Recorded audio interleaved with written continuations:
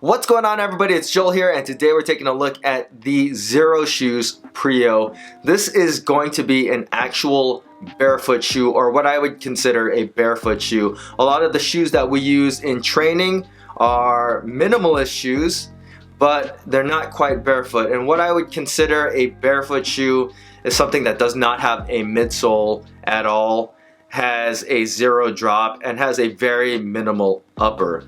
So before I got into functional fitness and CrossFit, I was all about barefoot shoes. I thought that the philosophy behind having barefoot shoes made a lot of sense because, like any other part of your body, you would want your feet to be strong as well.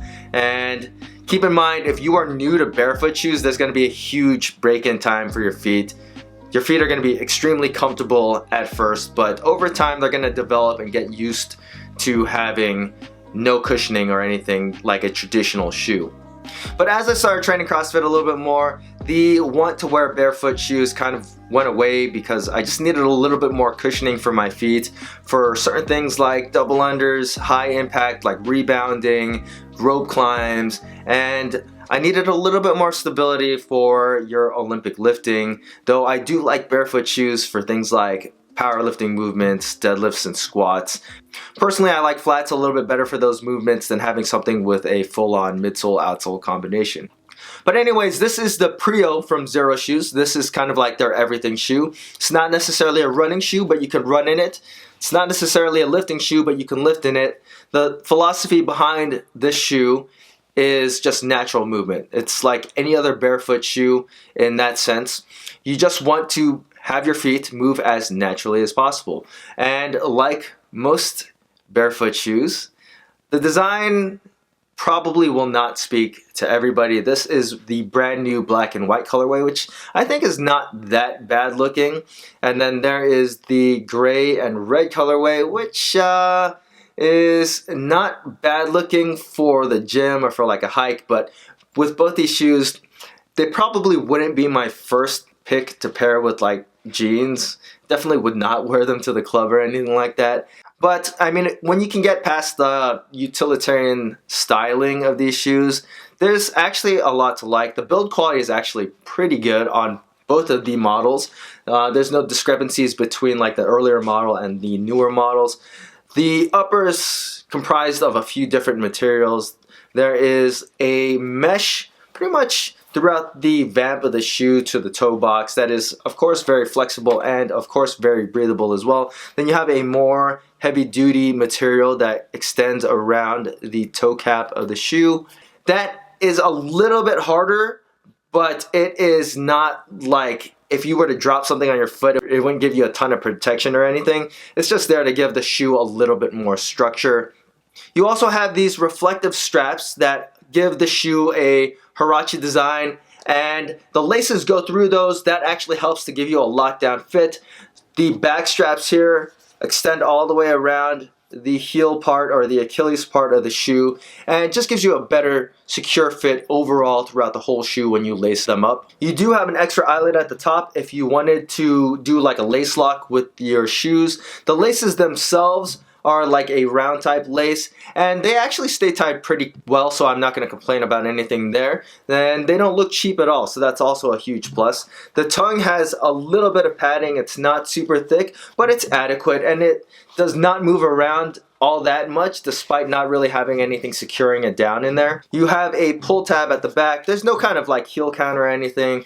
Once again, you just have that like strap to give you a little bit more security at the heel part of the shoe.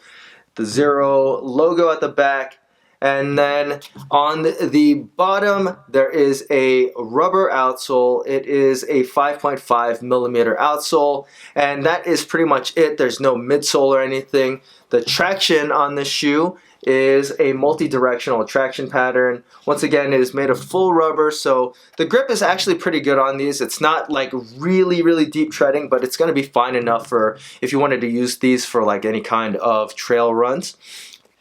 The insole is a very thin 2 millimeter insole, and that is optional because there is turn down stitching in the inside of the shoe if you wanted an even more barefoot feel. Really, the insole is kind of like the midsole of the shoe. There's nothing really going on there. There's not a whole lot of padding, but that is what makes it a barefoot shoe. You would not want anything in there. The drop of these shoes is of course Xero, and they're extremely lightweight at only 7.4 ounces for a men's size 9.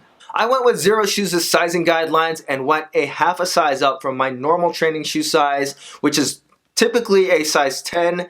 That's like my Nano and my Metcon size. I got my Prios in a size 10.5, and they fit me right on the money. I can wear them comfortably with both socks and without socks, with the insole and without the insole. Anyway, I want to wear these shoes. They fit me really well. If you have wide feet and you want a pair of minimalist or barefoot shoes, these are going to be perfect for you. There's a ton of room inside of the toe box for your feet to display. There's no kind of arch or anything like a barefoot shoe should not have. And overall, the insides of these shoes is just wide, it's spacious. There's plenty of room for your foot to move around and feel natural in. And if you just wanted to fill up space inside the shoe, I would just recommend just getting a thick pair of socks to wear with these. Flexibility is the main reason why you would want a pair of barefoot shoes. And of course, the Prios deliver on that front. There's really nothing holding your foot back when you have the Prios on. There is, of course, the 5.5 millimeter outsole, but it is still very thin when you compare it to, other minimalist shoes. It's really only there to give you some kind of protection between your foot and whatever hazards that might be on the ground. Otherwise, this is an extremely flexible shoe. The upper is very, very comfortable, moves with your foot extremely well. It is also extremely comfortable to wear with or without socks. I am wearing these shoes without socks right now, and that's kind of like my preferred way to wear any kind of barefoot shoes because, that's kind of the whole thought process behind it. If you wanted a shoe that you could use for like plyometric movements, you just wanted to work on the stability of your foot in general, you wanted to strengthen the bones in your foot, the tendons in your foot, then you would for sure want to look into something like the Prios. Obviously, since they are barefoot shoes, there's not a ton of cushioning in them. There's of course that 2 millimeter insole, but really this is not going to do a ton for you as far as like underfoot cushioning. So if you're like into high impact movements, you're not so good at pose running, you kind of heel strike, then I would probably say you might not want to look into a true barefoot shoe, and you might want to just stick with something that has like a Xero drop, maybe the Ultra Hit XTs. But otherwise, if you were looking for something to strengthen your foot, or you already had a fairly strong foot, you're not new to barefoot shoes at all, then I would say there's probably no better shoe for barefoot training than the Prios. So for stability in barefoot shoes, you're kind of limited to how strong your feet are. If you are new to barefoot shoes, you've never used them before, there's going to be some kind of break-in period for your feet to get used to not having anything under them. But if you can get past that and you can get past having sore feet for a little bit, I think overall you will be better off for it in the long run because your feet are just going to be stronger. So the whole thought process behind barefoot shoes is that by having some kind of midsole, it makes your foot almost work harder to stabilize because there's like cushioning, and usually cushioning is not stable.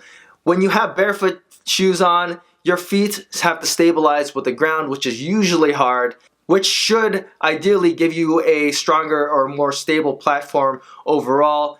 Whether or not your feet can handle that is kind of like the question with barefoot shoes. So you're definitely going to have to get used to using them. For certain things like Olympic weightlifting, I'm going to say that there are for sure better options out there for you. They're not awful for Olympic weightlifting movements, but when you have that much load and you're moving that dynamically, you might want to have something that had a little bit more lateral stability that's just built into the shoe. That's why we have things like Olympic weightlifting shoes. If you were looking for like a squat or deadlifting flat, I couldn't think of anything better than the Xero Shoes Prio. They are direct with the ground. You can take out the insole. If you had the mobility for like high bar, these would be excellent, but these would also make for a really, really good low bar squat shoe because of just the flat profile of them.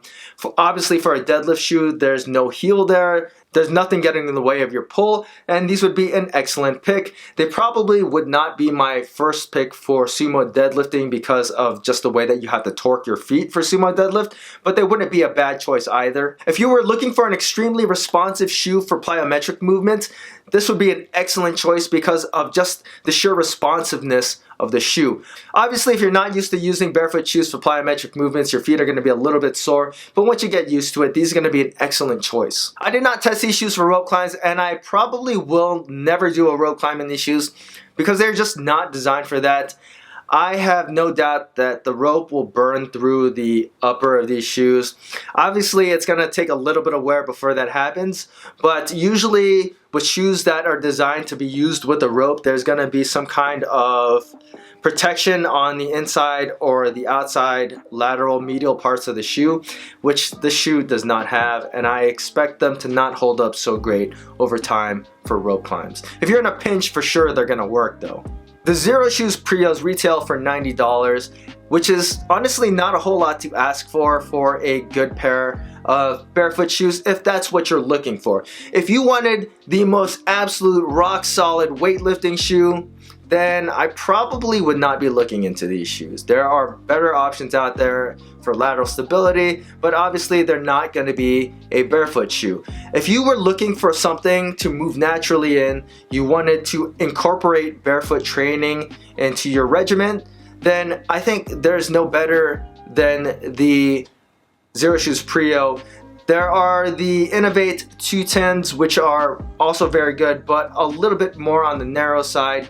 I think if you had a wider foot, for sure go for these. I think the fit on these ones, for me personally, are just more comfortable overall. And they have pretty much everything that I would be looking for in a barefoot shoe. They're extremely flexible. They give me enough protection against any kind of hazards that might be around. I can wear them with or without socks or without the insole. They're low to the ground. They're extremely responsive.